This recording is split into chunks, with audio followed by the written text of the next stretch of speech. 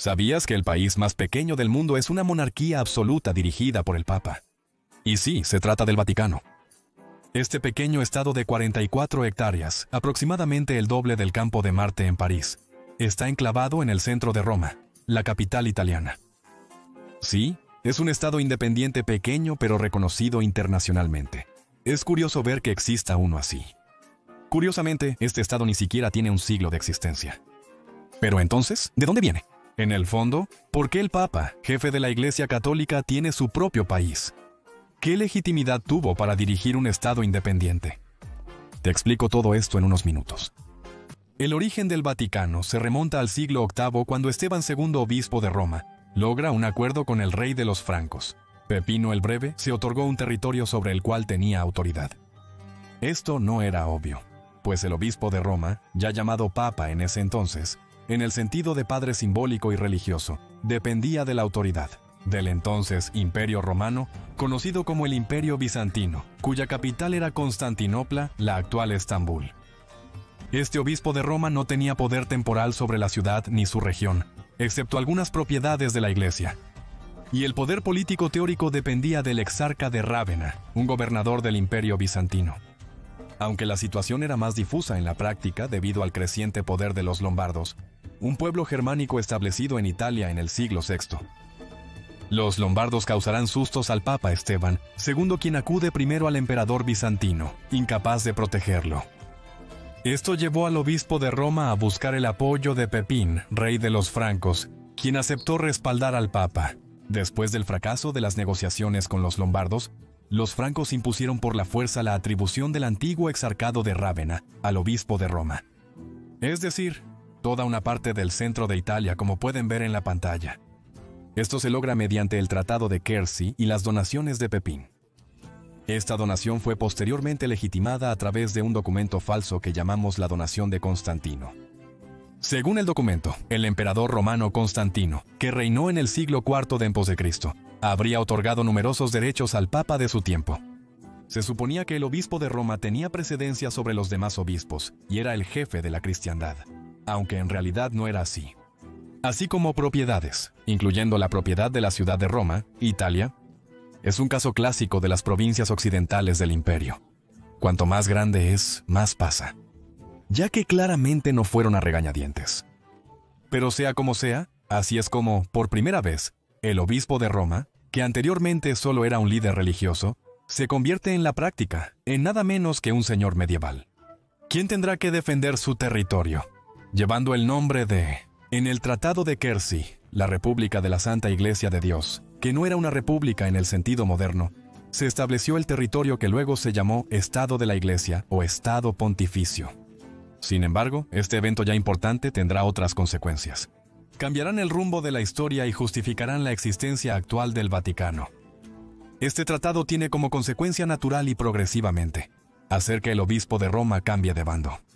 De la esfera política y cultural oriental del Imperio Bizantino hacia la esfera política y cultural occidental. Franco de Pepín y sus sucesores, al no contar con apoyo bizantino, hicieron que los obispos de Roma dependieran cada vez más de los francos. En paralelo, este movimiento hace que poco a poco ganen en influencia, hasta tener una autoridad espiritual real, así como una influencia política significativa sobre gran parte de Europa occidental. Esto genera, en los siglos siguientes, varios enfrentamientos político-religiosos entre los obispos de Roma y Constantinopla, provocando una división gradual de la Iglesia cristiana en dos. Por un lado, la Iglesia ortodoxa en Oriente, y por otro, la Iglesia católica en Occidente, con el Papa, obispo de Roma, a la cabeza.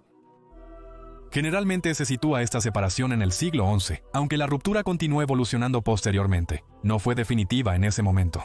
Y así es como el obispo de Roma, antiguo sujeto del emperador bizantino, se convirtió en 3 siglos en el líder independiente de facto de un estado, así como el líder espiritual de la mayoría de los cristianos de Occidente. En los siglos posteriores, el territorio de los estados pontificios evolucionó, alcanzando su apogeo en el siglo XVI, cuando controlaba gran parte de la Italia central.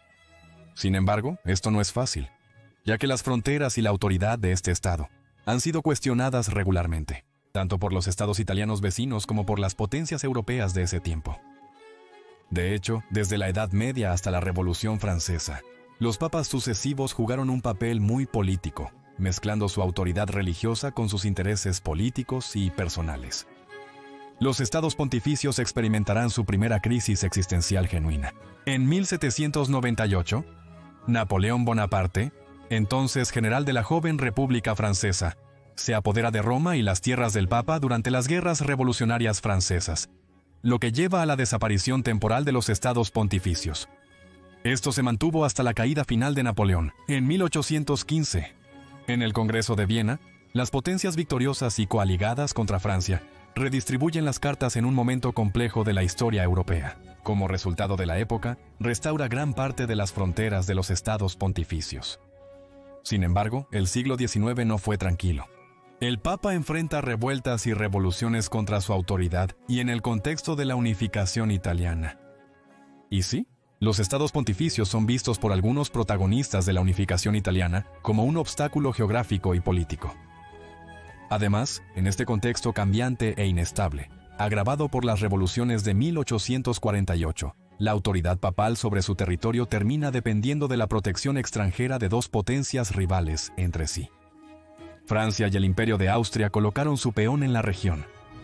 Sin embargo, en 1859, las cosas cambian. Es ese año cuando los austriacos son derrotados por las fuerzas conjuntas del Imperio francés de Napoleón III y del Reino de Piamonte-Sardeña, quien era un estado italiano particularmente proactivo en el movimiento de unificación italiana. La derrota austriaca y la debilidad de las fuerzas armadas pontificias provocan el rápido deterioro de la autoridad política del Papa sobre estas tierras.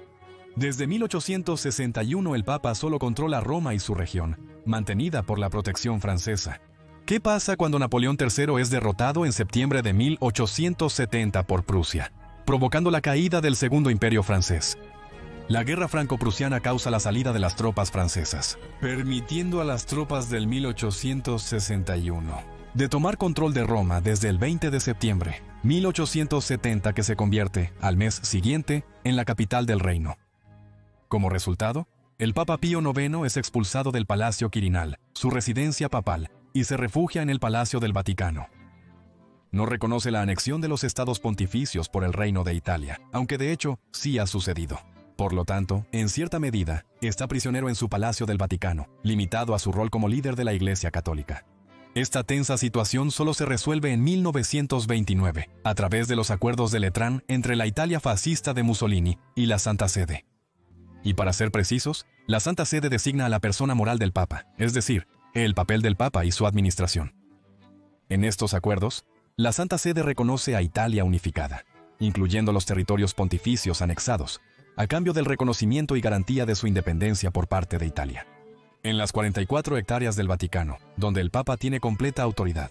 Y es así como el Papa sigue siendo hoy en día el soberano del Vaticano, un pequeño estado independiente en el corazón de Roma.